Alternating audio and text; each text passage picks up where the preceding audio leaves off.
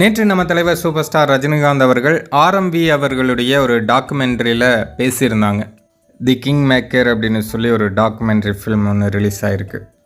அதில் தலைவர் பேசும்போது ஒரு முக்கியமான விஷயம் சொன்னார். அதாவது நான் ஏன் ஜெயலலிதாவை எதிர்த்தேன் அப்படின்னு தலைவர் விளக்கம் கொடுத்துருந்தாங்க. நேற்று செய்தி சேனல்கள்லையும் அதான் ட்ரெண்டிங்கான டாப்பிக்காக ஓடிட்டு இருந்தது. அப்புறம் இன்றைக்கி பத்திரிகைகளில் கூட அதுதான் ஒரு மிகப்பெரிய விஷயமாக வந்திருக்கு. இதுலேயும் சில 2K ஜோம்பிஸ் ஏன் இதை ஜெயலலிதா இருக்கும்போது அவர் சொல்லலை அப்படின்ட்டு கேட்டுட்ருக்கானுங்க. இவனுங்களுக்கு எப்படி புரிய வைக்கிறது, அவர் எதிர்த்ததே ஜெயலலிதாவை தாண்டா அப்படின்ட்டு.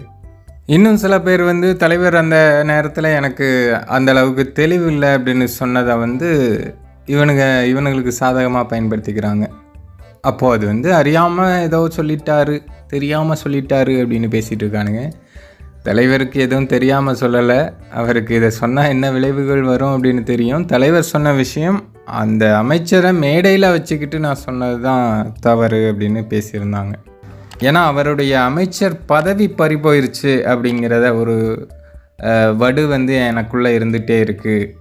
அந்த இதுக்காக தான் தலைவர் அப்படி பேசினாங்களே தவிர, தலைவர் அவருக்கு ஏதாவது பாதிப்பு வரும்னு நினச்சி தெரியாமல் பேசிட்டேன் அப்படின்னு சொல்லலை.